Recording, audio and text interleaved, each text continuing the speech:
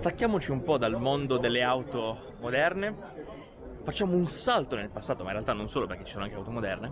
Facciamo un salto nel passato e andiamo alla fiera di auto e moto d'epoca. Qualche anno fa magari avremmo detto ci vediamo a Padova, alla fiera di Padova. Purtroppo, cioè, non purtroppo, però oggi la fiera auto e moto d'epoca si è trasferita a Bologna, una fiera più grande. Non so quante persone sono previste, comunque c'è parecchia gente già oggi, che è il primo giorno diciamo un po' più selettivo, infatti costa di più, e la fiera si terrà fino a domenica. E adesso vi porto a fare un po' un giro, perché ci sono delle chicche sia d'epoca, young timer, ma anche moderne, e vi faccio vedere. Vediamo, magari trovo una mappa e vi faccio vedere. Andiamo di là. Una mappa non l'ho trovata, ma ho trovato soltanto questo, spero sia sufficiente. Allora, vediamo. Questa è la mappa generale. Noi dovremmo essere 25, 26, dovremmo essere qua, più o meno. O qua, no, qui. Siamo qui e allora, vedete, il rosso è tutta la parte delle auto, generico. Il 4 sono più che altro per i venditori, questo qui. Percorso moto, padiglione fantastico, numero 21, e 22 un po' chicche, ricambi, queste cose qui. Io direi, visto che siamo qui, partiamo col padiglione 36. Siamo nel padiglione, questo in realtà forse è uno dei più piccoli, anche se è molto grande, ma sicuramente uno dei più piccoli. È tipo una delle auto che si vede molto spesso, anzi una tipologia di auto sono queste Rusty, vedete? Quindi troviamo praticamente, addirittura anche solo i telai alcune volte, ma troviamo quest'auto ridotte male, che in questo caso si pubblicizza un car detailing, un restauro, ma in realtà alcuni vendono addirittura le auto in queste condizioni, che chiaramente hanno un prezzo inferiore, anche se alle volte non sempre, e sono molto particolari. Insomma, è strano vederlo in un salone del genere, magari solo per gli appassionati. Ora andiamo avanti.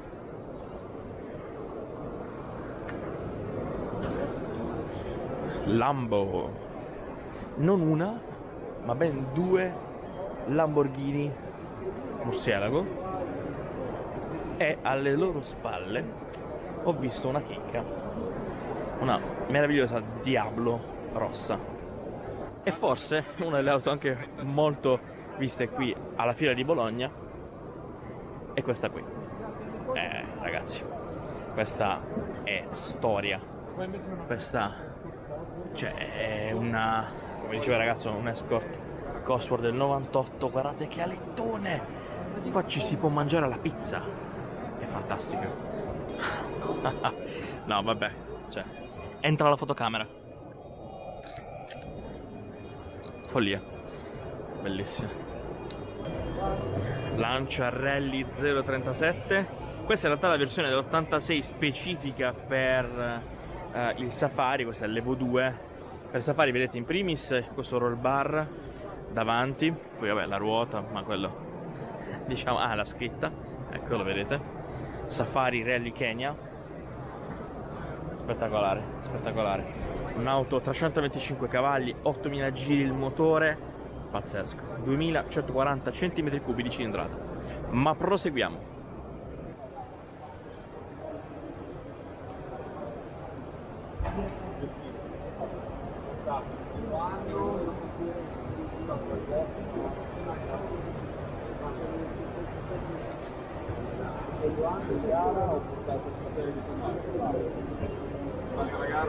Peraltro, mamma mia.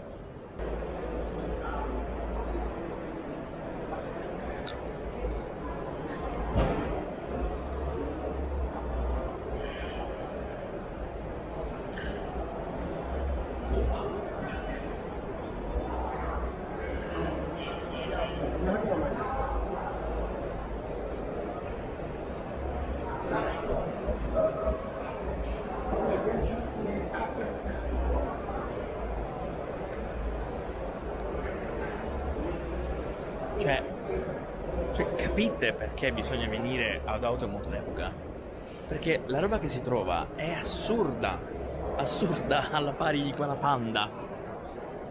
No, vabbè, questa è meravigliosa. Questa è splendida.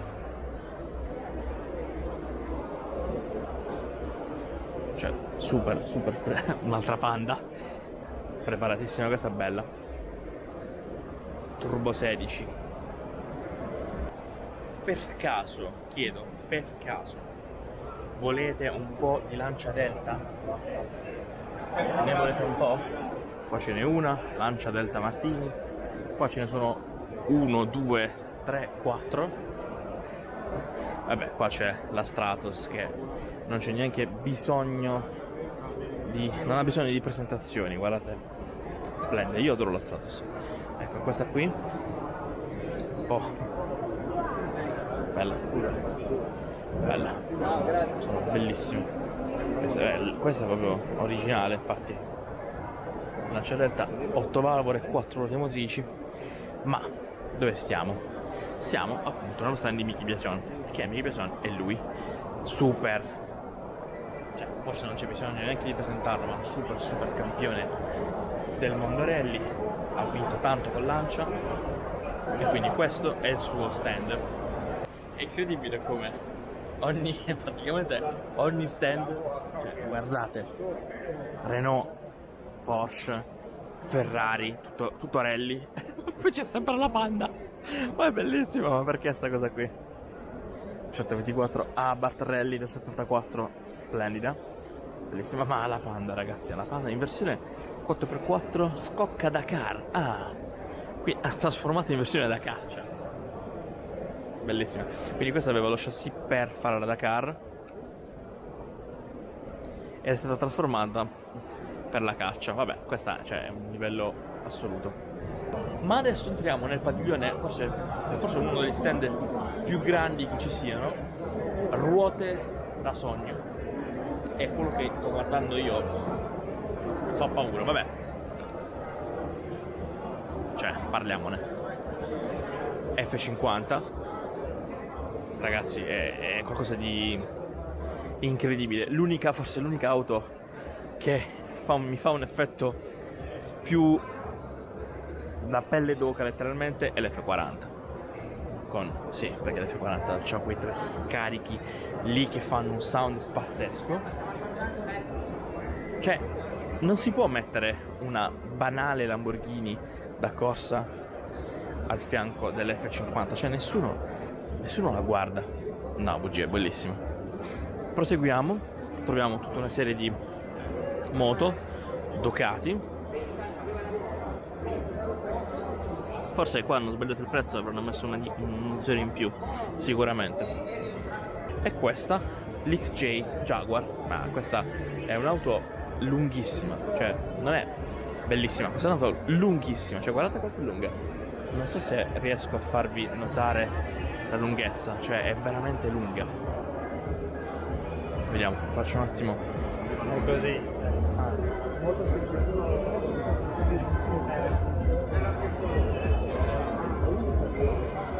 Allora faccio vedere un po'.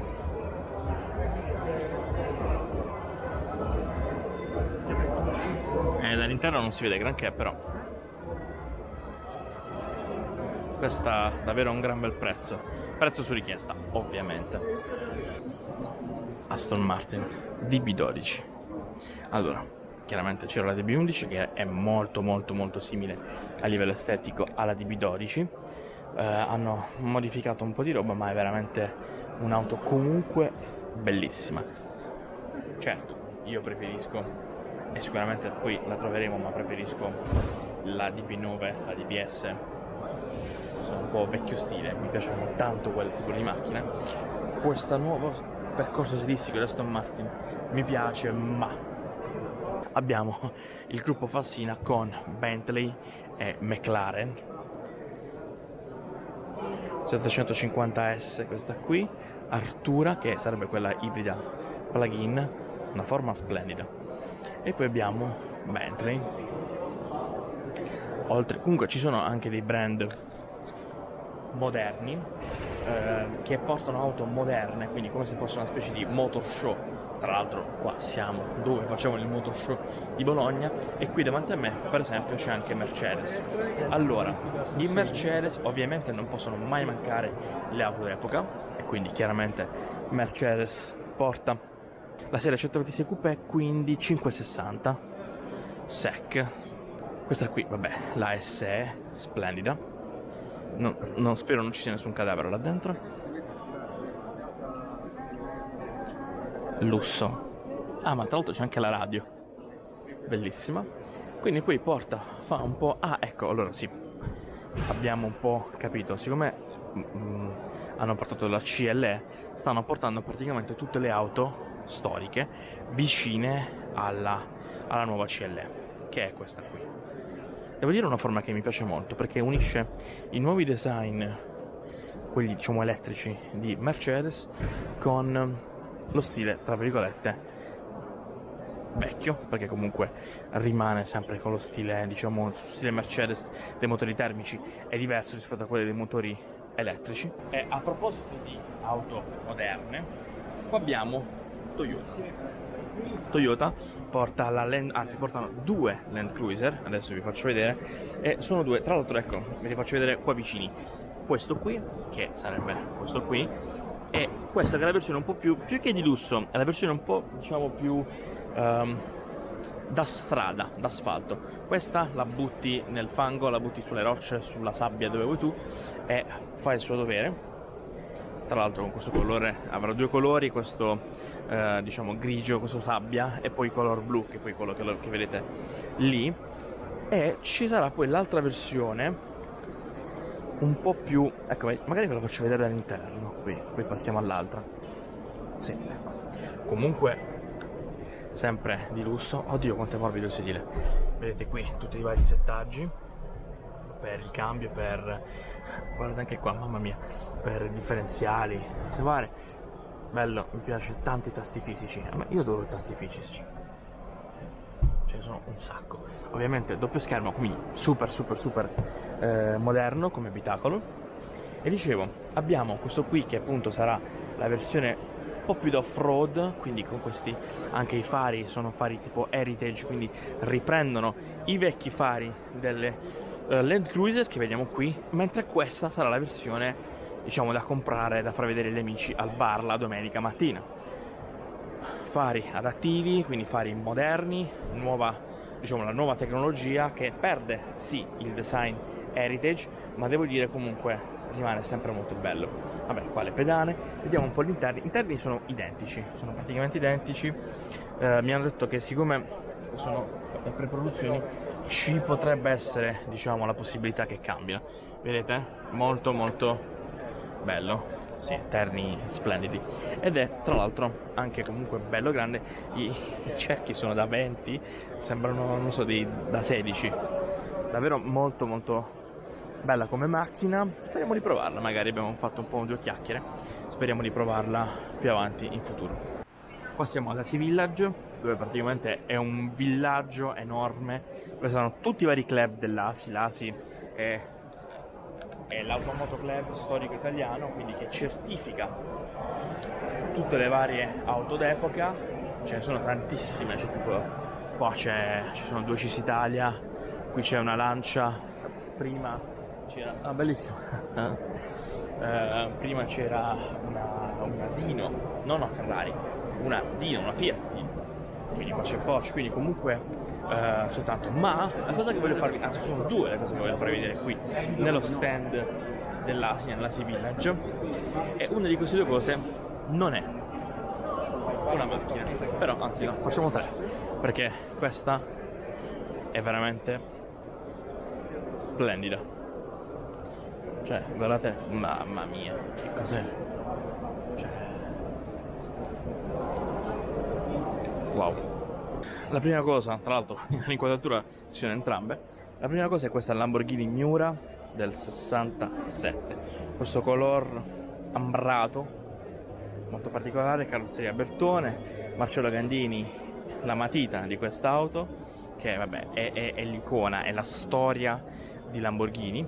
Ma la cosa più assurda che voglio farvi vedere è questo qui. Questo è il vascello Amerigo Vespucci, è praticamente una delle navi forse più bella in assoluto. È un veliero della Marina Militare Italiana, lo vedete lì, che è storico. È storico questo modello in scala 1:25 ed è appunto del 31. Siccome è del 31 può essere considerato storico, e infatti qualche mese fa, una settimana fa, non ricordo quando, l'ASI ha dato quindi una targhetta, la targa oro di ASI, sicuramente ora ve la faccio vedere in qualche altra immagine qua sotto, ha dato targa oro a questo veliero, perché è vero che ASI è Automoto Club storico italiano, ma in realtà certifica trattori, aerei, treni, auto, tutto quello che non ha ruote, perché le navi non hanno ruote, ma tutto quello che magari ha un motore ed è storico e ha, chiaramente è tutta passione. Ecco, la cosa importante è la passione. Parliamo di moto, perché per la prima volta, ecco, abbiamo parlato di Miura, di Murcielago, ecco, Lamborghini. Questo sono, scusatemi, ora parliamo di moto, ma vedete, sono, come dicevo, queste cose qui Rusty, un po' così, è un prototipo Ford elettrico, 407 km/h, fantastico, mamma mia, 1000 km del 1992. Là c'è un Porsche diesel, sempre trattore, e strano che non ci sia una persona famosa dell'ambito automobilistico che si è comprato questo prototipo. E poi c'è questa che sicuramente, tipo, sai, quelle auto sul ghiaccio, no? Sul lago di sale, che fanno i record di velocità. Ma veniamo alle moto. Per la prima volta Automoto d'Epoca ha organizzato un qualcosa che ha a che fare con le moto specificatamente. Quindi abbiamo tutto un padiglione, 21 in questo caso, dedicato alle moto. Ma vedo tanti trattori. Questa è la prima volta. Gli altri anni sì, c'era qualcosina di moto, ma mai così specifico. Guardate, cioè è davvero enorme. Ah, wow, MV Agusta, 127 unità prodotte, questa è bellissima. Ma cosa sai di tipo quelle che ci fanno le gare? Qua sempre moderne, abbiamo BMW Motorrad. Poi in realtà ci sono un sacco di moto d'epoca, ma anche moto moderne. Sto andando in un posto specifico perché chiaramente diciamo la moto sì ha una storia d'epoca, però magari è un po' più associata al giorno d'oggi a in questo caso alla MotoGP. E infatti, a proposito di MotoGP, troviamo qua due moto, penso sia un show replica di Valentino Rossi. Ora insomma, vabbè, davanti al dottore non si può dire nulla, bisogna solo stare zitti. Insomma, due Yamaha appunto col numero 46, sempre qui Yamaha, che porta praticamente soltanto moto da corsa, anche perché, vi stavo dicendo, comunque Bologna, questa sezione delle moto d'epoca, cade in maniera molto vicina ad EICMA, che è praticamente fra 20 giorni, quindi chiaramente le novità diciamo motociclistiche verranno portate lì. Potevano mancare le Vespa? Assolutamente no. Potevano mancare i Ciao rosa? Assolutamente no. Il Ciao ha fatto veramente la storia, è spettacolare il Ciao, io lo adoro. Ovviamente per la rubrica impallinati, oltre ad esserci tutte le moto, ci sono anche i pezzi di ricambio, quindi pezzi di motore, testate, leve, cavalletti, freni, tutte, poi anche delle auto. In realtà delle auto ce ne sono molto di più, perché comunque questo è un esperimento, ma devo dire c'è tanta gente, tanti appassionati, vedete? Tutti i pezzi di ricambio. E quindi è anche bello, perché se prima solo gli automobilisti potevano effettivamente acquistare i loro pezzi di ricambio per le loro auto d'epoca, in questa situazione anche i motociclisti finalmente potranno, diciamo, acquistare i pezzi di ricambio. Vedete, qua sono praticamente tutti pezzi di ricambio. Adesso andiamo nel padiglione 22, dove spero di non comprare nulla, perché il padiglione diciamo, di quelle cose, sì, dei pezzi di ricambio di auto, in teoria. Ci sono anche tipo i modellini, già li vedo. Speriamo, devo lasciare il portafoglio nello zaino perché io ho paura, vabbè che c'ho Apple Pay. Vabbè, entriamo. Allora, vedete? Troviamo per esempio questi qui che sono specifici per la 2 cavalli, quindi tutto quello che vendono è relativo alla Citroën 2 cavalli. Cioè è uno di quei posti dove non c'è bisogno, cioè, non hai bisogno di niente, di tutto quello che vendono qua dentro, non hai bisogno di niente, ma vorresti spendere tutto il tuo stipendio annuale qua. Guardate i modellini.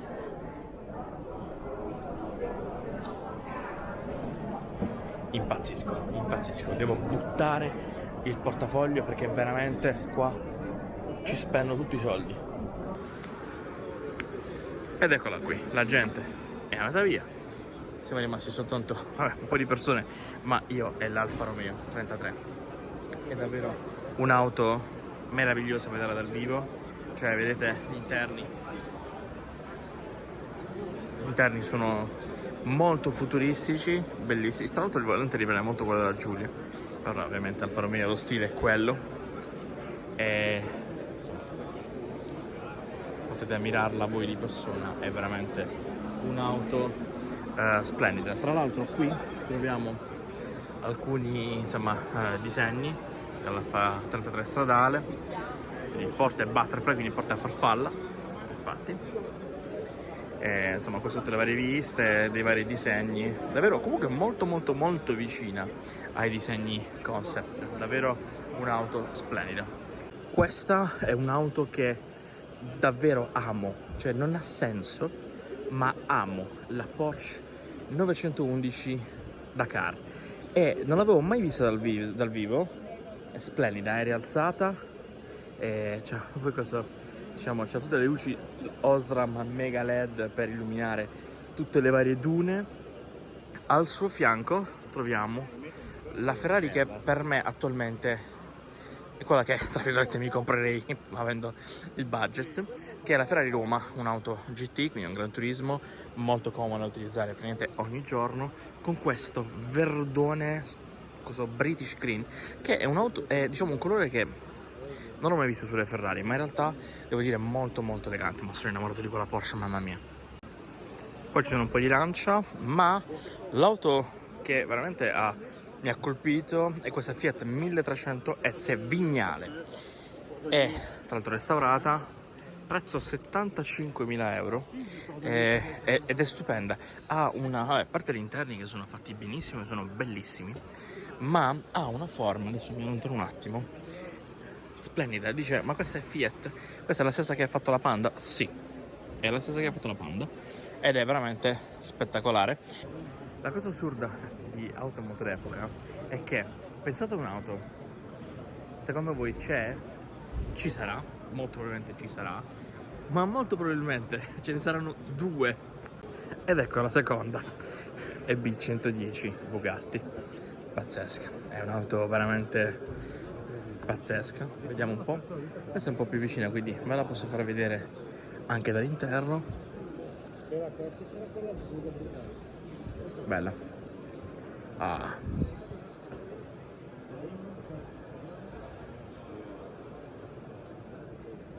Splendida. E vi dicevo prima che io adoro questa tipologia, questa diciamo questa parte di storia di Aston Martin a livello di design mi piace un sacco. Ecco, anche se l'Avantage un pochino meno rispetto alla DBS o alla DB9, ma comunque questo British Green è davvero molto particolare. Ma passiamo vabbè, cioè, ma di che stiamo parlando? Renault Clio V6 Mark 1. Questa non è una macchina, è un aereo. Dice di non aprirla, ma non vogliamo aprirla. Interni in pelle alcantara blu, cambio manuale a 6 marce. Vabbè, bellissimo, davvero splendida.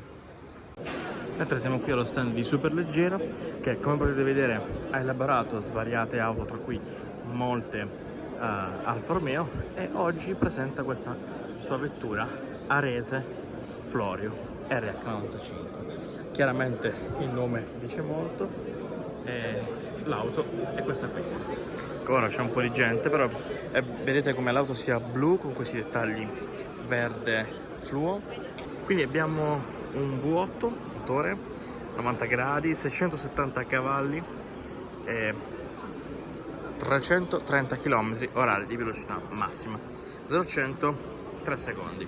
Questa tra l'altro è la colorazione grigio artico. Possiamo vedere da dietro un 305 30 R20, mentre all'anteriore un 245 35 R20 sempre di pneumatici. Bellissima. Questi dettagli, questo lime, sono molto particolari. Vi faccio vedere un po' l'interno. Tra l'altro vedo là un 4/18, quindi deduco che ci saranno 18 esemplari di quest'auto, e questa è la quarta. E nonostante a livello estetico mi ricordi molto un po' Aston Martin con la Valkyria per quanto riguarda il design frontale, ma sarà anche il colore che mi porta un po' fuori traccia. Comunque è un'auto che parte da un Ferrari 488, ma in realtà si vede molto anche dal volante all'interno che avete visto poco fa. Devo dire comunque molto bella, 600 ore di lavoro, poco più di 1 milione il prezzo, e ovviamente quasi tutti venduti. Se seguite il canale YouTube da diverso tempo sapete che sto per comprare questo, lo sapete. Dallara, vabbè, non ha bisogno di presentazioni, oltre alla Dallara stradale, la Dallara fa tutte praticamente le varie auto di Formula 2, IndyCar. In questo caso abbiamo la Dallara IR8 del 1998 per correre la 500 miglia di Indianapolis, vedete? Qui siamo al polo storico Lamborghini, vedete? Non so neanche come descrivere la bellezza, anzi la descriverei come dicendo un Countach in piemontese, non so come si dice, che significa appunto meraviglia. Guardate quanto è bassa, dice in rodaggio, pazzesco. Vedete i sedili, qua lo speaker, vedete? Davvero pazzesco. Qui la presa d'aria per il motore. E tra l'altro sto guardando, per esempio c'è qui davanti a me un'altra Miura, come vi dicevo prima, qua al salone di automoto d'epoca. Pensato a una macchina impossibile da vedere per strada, beh qui ce ne sono due. È probabile, ma lo leggo qui, sì, è probabile che questa sia, no, è quella di Ferruccio in persona. Che vi dicevo, qualsiasi auto che voi state pensando in questo momento c'è. Beh, F40, vi ho detto prima che l'F50 mi faceva venire i brividi, ma l'F40 di più, beh, penso che non potete darmi torto.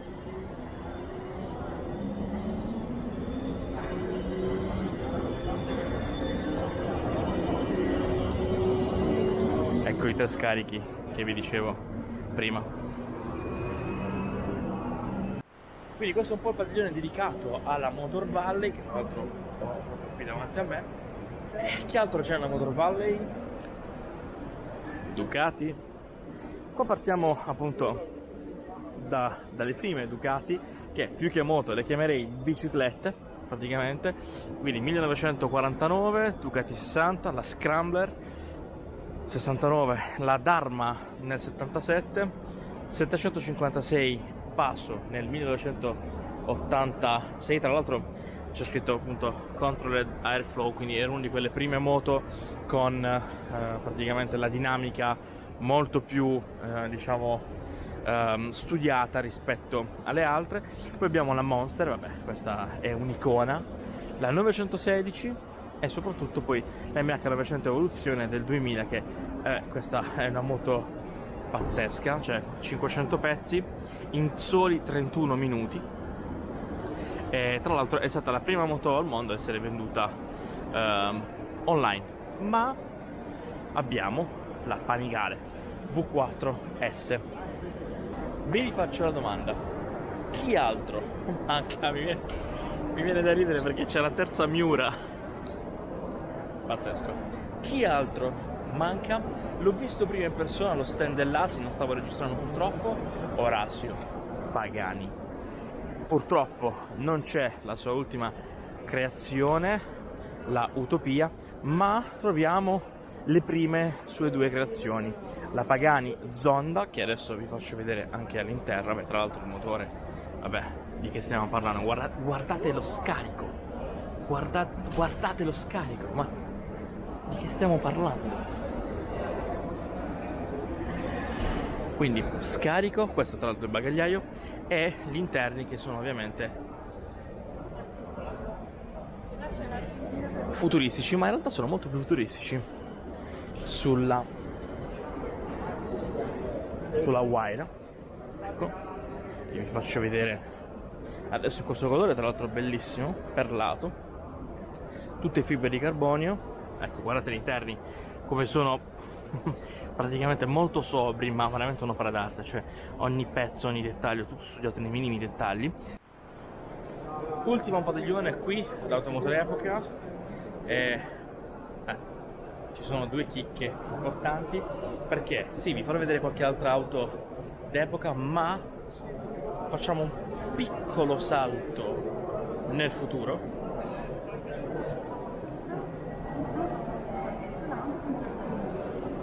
RR fuori serie. Ovviamente, come potete vedere, si ispira da questo modello dell'Alfa Romeo,